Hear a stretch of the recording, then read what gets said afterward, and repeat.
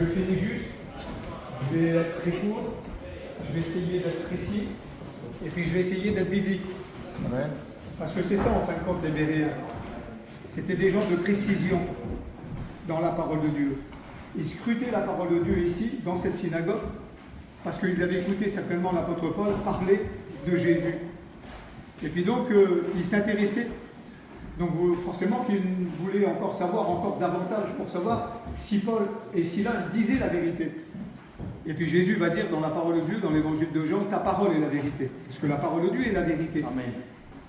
Et puis l'apôtre Paul, imaginez-vous un petit peu, probablement il était ici, dans cette synagogue. Moi je connais bien qu'est-ce que c'est qu'une synagogue, parce que j'ai été souvent en Israël, et bien sûr qu'une synagogue c'est comme une église de chez nous. Les Juifs se réunissaient ici, dans cette synagogue, d'abord pour faire des offrandes, et puis pour lire la Torah, comme il est écrit dans la parole de Dieu, dans l'évangile de Matthieu, lorsque Jésus va rentrer dans la synagogue là-bas à Nazareth pour lire le rouleau du livre d'Ésaïe, c'est-à-dire que ici, si vous voulez, à l'époque même de l'apôtre Paul, comme à l'époque de Jésus, bien sûr que là, ça va changer à l'heure d'aujourd'hui. Pourquoi? Parce que, il n'y a plus de Juifs qui vivent dans cette ville de Bérée, mais néanmoins, voyez-vous, il y avait une grande table qui était dressée ici, là, et sur cette table-là, il y avait la Torah, la parole de Dieu. Et puis de chaque côté, là, voyez-vous, il y avait un grand banc, et de chaque côté, il y avait un grand banc, et ceux qui rentraient pour écouter le rabbin lire un passage de l'Écriture concernant le rouleau du livre d'Ésaïe, ils s'asseyaient de chaque côté, et puis il y avait le rabbin qui était là, et puis qui prêchait la parole de Dieu. Et puis l'apôtre Paul, lui, il le sait, que les Juifs se réunissent à Bérée dans une synagogue. Alors la Bible dit dans les Actes des Apôtres au chapitre 17 qu'il va partir de Thessalonique, 4 jours de marche pour venir ici, pour annoncer aussi à Bérée, comme il l'a fait à Athènes, comme il l'a fait à Philippe, comme il l'a fait à Thessalonique. Lui, ce qui l'intéressait, c'était de parler de Jésus pour dire que le Messie, c'est Jésus.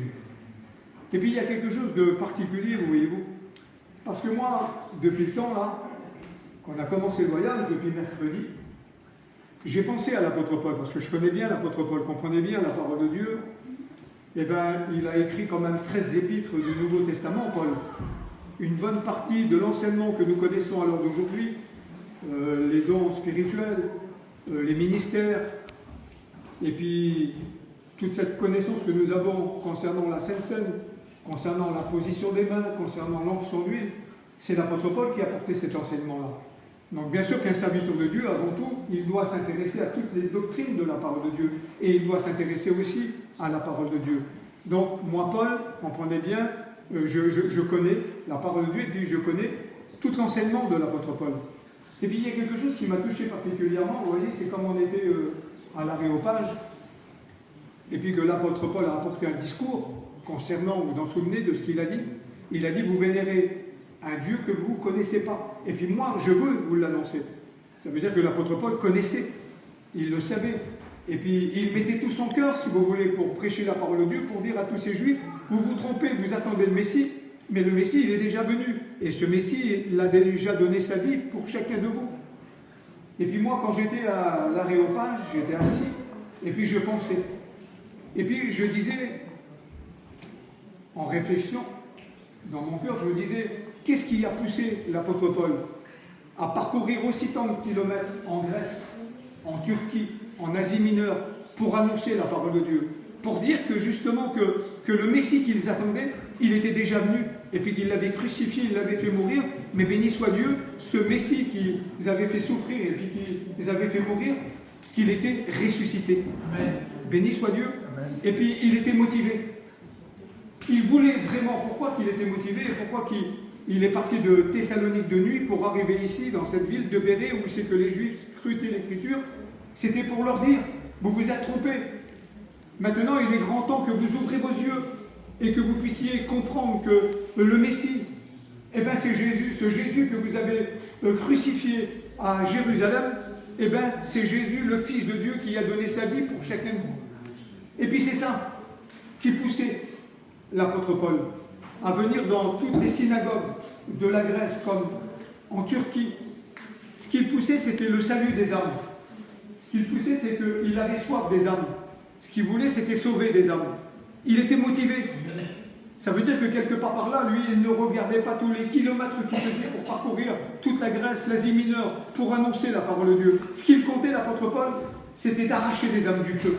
Comme dit l'épître de Jules, arracher les âmes du feu. C'est ce qu'il voulait, c'est ce qui le motivait. Lui, vous savez, il y a un pasteur anglais qui s'empêchait de dormir. Imaginez-vous un petit peu, il s'empêchait de dormir. Pourquoi qu'il s'empêchait de dormir? Parce que ce pasteur anglais, il disait, quand je dors, je perds du temps pour sauver des âmes. Imaginez-vous, il s'empêchait de dormir. Il prêchait toute la nuit complète. Pourquoi? Parce qu'il avait soif des âmes. Il voulait sauver des âmes. Et c'est ce qui poussait l'apôtre Paul à venir ici dans cette synagogue pour dire à ceux qui étaient ici en train de lire la Torah, vous n'avez plus besoin de lire la Torah. Vous n'avez plus besoin de la scruter. Vous n'avez plus besoin de la méditer. Maintenant, il faut lire la parole de Dieu. Et il faut lire le Nouveau Testament. Et puis vous savez, il est écrit dans l'Épître aux Philippiens, puis je vais terminer là. Dans l'Épître aux Philippiens, il est dit qu'on doit avoir les sentiments qui étaient en Jésus-Christ. Et puis quand j'étais à l'aéropage, je me disais, c'est que j'avais cette réflexion lorsque Rudy prêchait, et puis qu'il parlait de l'apôtre Paul, de ce grand personnage de la parole de Dieu. Imaginez-vous un instant, quand on parle de Paul, on ne parle pas de l'apôtre Pierre, de l'apôtre Jean, de l'apôtre Matthieu, et puis des apôtres, on parle des plus grands apôtres du Nouveau Testament. Imaginez-vous, il a écrit quand même 13 épîtres, écrit pas forcément tout le temps, mais la pensée de 2 épîtres qu'il a écrit, il l'a fait écrire par des écrivains, mais néanmoins, il a été l'auteur de 13 épîtres avec l'épître aux Hébreux dans le Nouveau Testament. Un grand personnage de la parole de Dieu.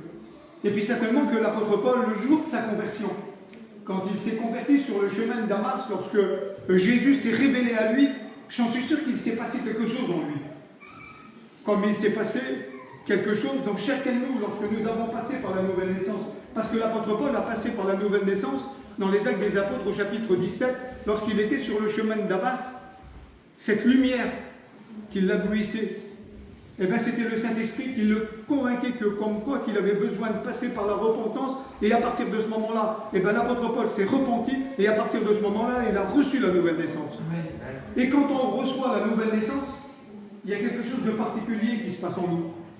C'est que le Saint-Esprit, c'est lui qui nous convainc de péché, de justice et de jugement.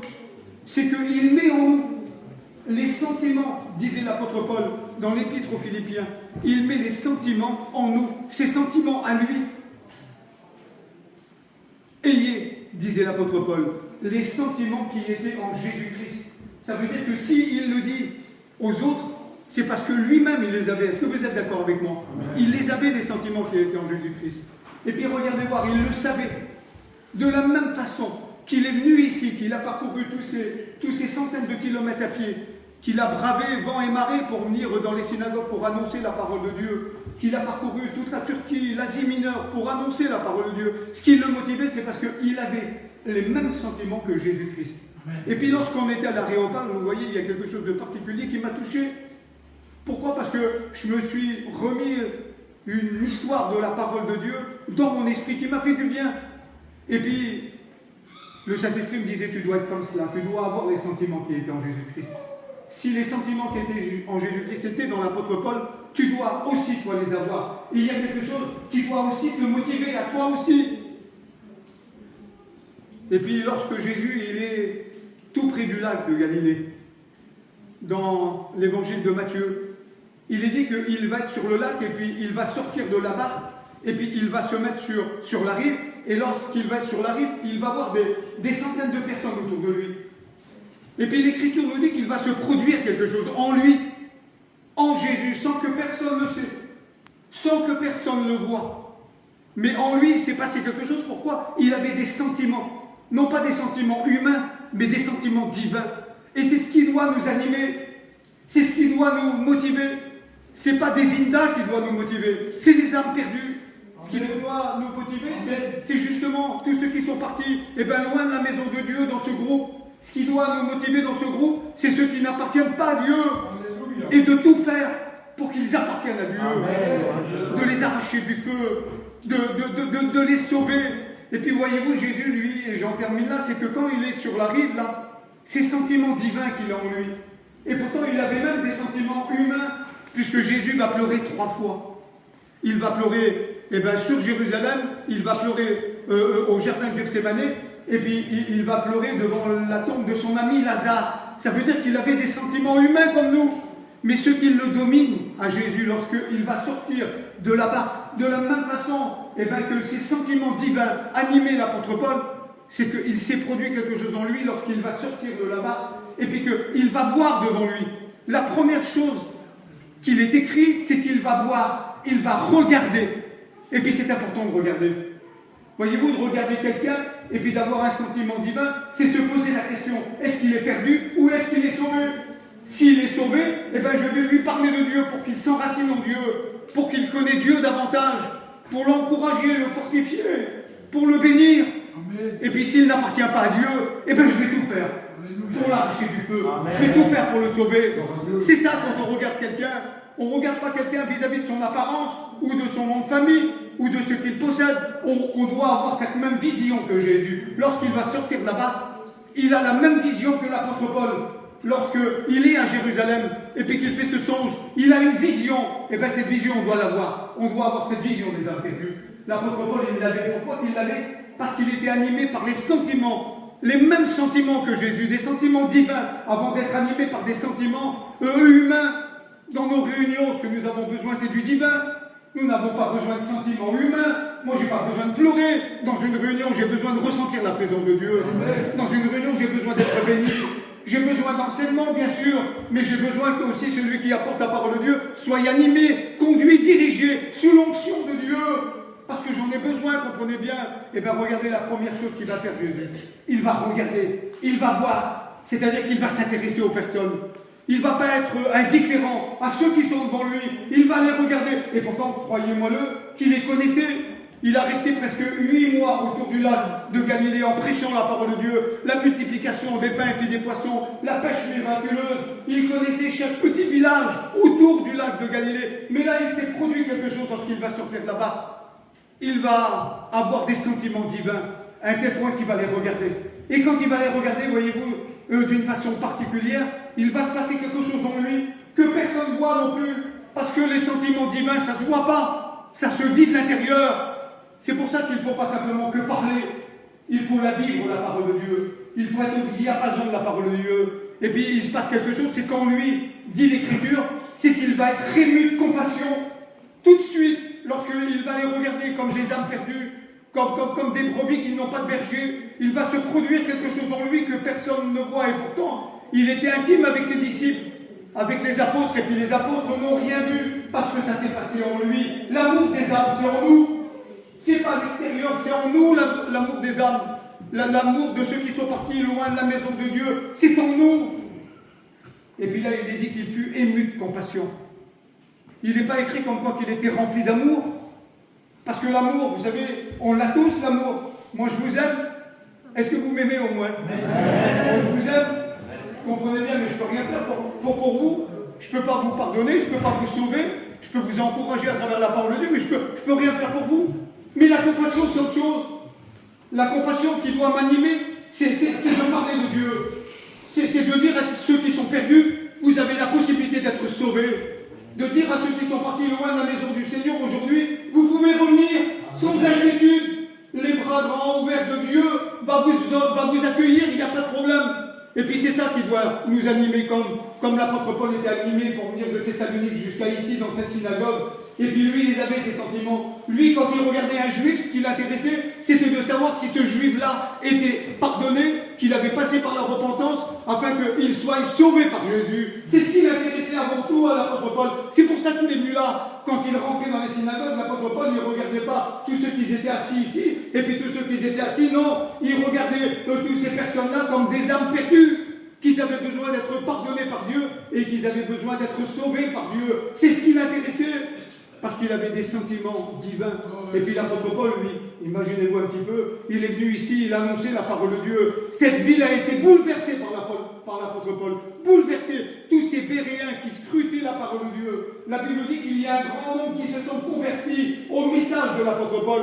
Pourquoi qu'il y a un grand nombre qui s'est converti ici? C'est parce que l'apôtre Paul était animé par des sentiments divins.